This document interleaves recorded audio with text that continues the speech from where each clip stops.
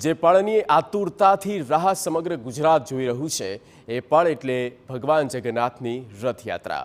રથયાત્રા પૂર્વે ગૃહ રાજ્ય પ્રધાન હર્ષ સંઘવી જગન્નાથ મંદિરની મુલાકાતે પહોંચ્યા, જ્યાં હર્ષ સંઘવીએ રથયાત્રાની તૈયારીઓ અને સુરક્ષા વ્યવસ્થાની સમીક્ષા કરી।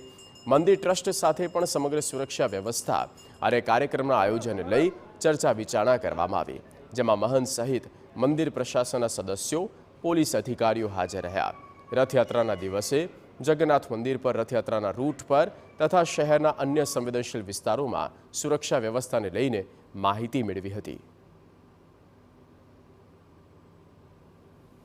તમામ લોકો સાથે એક નાની બેઠક અને બેઠક બાદ આ આખી રથયાત્રામાં વધુમાં વધુ લોકો ભગવાન જગન્નાથજીના દર્શન કરી શકે, યાત્રાને નિહાળી શકે।